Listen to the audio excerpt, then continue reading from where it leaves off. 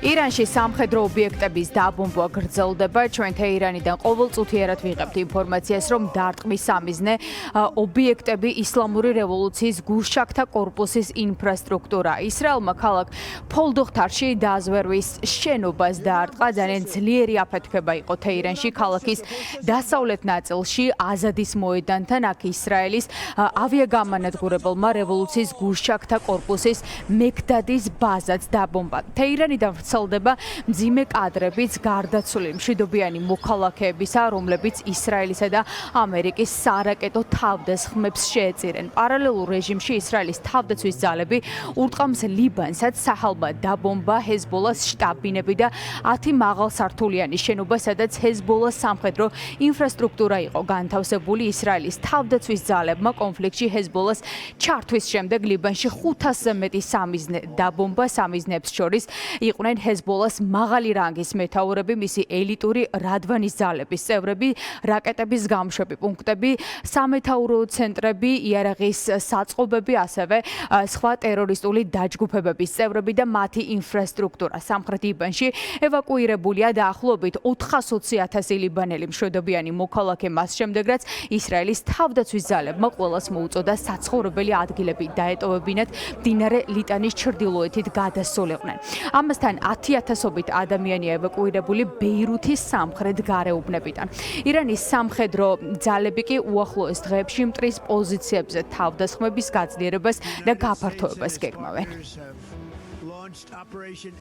ჩვენ ვიცით მტრის აღჭურვილობის შესახებ, ჩვენ ვიცით მტრის საბრძოლო მასალის შესახებ. დღეს თავად მტერი აღიარებს, რომ მისი თავდასვითი საბრძოლო მასალის უზარმაზარი მოცულობა მცირდება. ეს ნიშნავს, რომ კიდევ რამდენიმე დღეში რეგიონში არსებული ამერიკული ბაზები დაუცველი დარჩება. ახლა თავად ამ რეგიონის ქვეყნებში არაბ ანალიტიკოსებს შორის გაჩნდა ხმები იმის შესახებ, რომ ამერიკელები არაბულ ქვეყნებს საერთოდ არ იცავენ. ისინი ძირითადად საკუთარი თავის და თუ შეძლებენ სიონისტური რეჟიმის დაცვას ცდილობენ. ზუსტად 144 საათია ირანში ამერიკის სამხედრო ოპერაცია მიდის. პენტაგონი ამბობს, რომ ბრძოლა გრძელდება და გადამწყვეტი დარტყმები ჯერ კიდევ წინ არის. მიუხედავად კრიტიკისა, ტრამპის ადმინისტრაცია უკან დახევას არ აპირებს. ბოლო 72 საათის განმავლობაში ამერიკის ბომბდამშენებმა თითქმის 200 სამიზნეს დაარტყეს ირანის სიღრმეში, მათ შორის თეირანის მიდამოებშიც. ბოლო 1 საათის განმავლობაში კი ამერიკულმა B2 ტიპის ბომბდამშენებმა ათობით 2000 ფუნტიანი ბუნკერების საწინააღმდეგო ბომბი ჩამოაგდეს, რომელთა სამიზნეც ღრმადაც განთავსებული ბალისტიკური რაკეტების გამშვები დანადგარები იყო. ტემპს ჩვენ ვაგდებთ, განრიგს ჩვენ ვსაზღვრავთ, ადგილზე მყოფი მეთაურების ხელმძღვანელობით. ჩვენი საბრძოლო მასალების მარაგების სავსეა, ხოლო ჩვენი ნება ურყევი.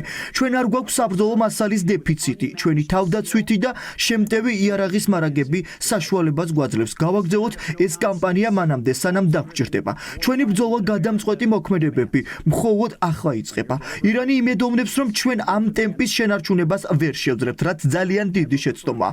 მოსაზრება იმის შესახებ, რომ ომი ფართოვდება სინამდვილეში მრავალი თვალსაზრისით, პირიქით, ყველაფერი უფრო ნათელი და მარტივი ხდება.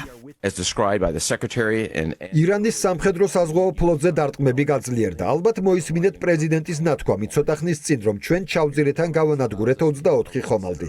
ეს იმ მომენტისთვის სიმართლე იყო, თუმცა ახლა მათი რაოდენობა 30 საჭარბებს. ბოლო რამდენიმე საათის განმავლობაში ჩვენ დავარტყით ირანულ დრონების გადამზიდ ხომალდს.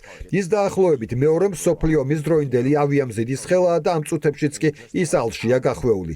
ბოლო 72 საათის განმავლობაში ამერიკის ბომბდამშენმა ძალებმა თითქმის 200 სამიზნეს დაარტყეს ირანის სიღრმეში, მათ შორის თეირანის მიდამოებშიც. მხოლოდ ბოლო 1 საათის განმავლობაში ამერიკულმა B2 ბომბდამშენებმა ათობით 2000 ფუნტიანი ბუნკერების საწინააღმდეგო ბომბი ჩამოაგდეს, რომელთა სამიზნეც ღრმად განთავსებული ბალისტიკური რაკეტების გამშვები დანადგარები იყო.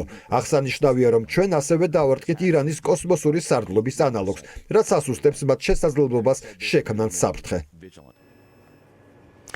ახლა მთავარი კითხვაა, ვინ ეხმარება ირანის რეჟიმს, რადგან დარტყმების მიუხედავად ირანის ისლამური რესპუბლიკა საპასუხოდ იერიშს მაინც ახერხებს. Washington Post-ის ინფორმაციით, აიათოლების რეჟიმს პუტინის რეჟიმი ეხმარება და საადაზვერო ინფორმაციას აწვდის. საუბარია შეერთებული შტატების სამხედრო ხომალდების თვითმფრინავებისა და სარადარო სისტემების ლოკაციებზე. Washington Post-თან შეერთებული შტატების ოფიციალური პირები ამბობენ, რომ ეს ინფორმაცია თეირანს რეგიონში შტატების ძალების მიზანში ამოღებაში ეხმარება.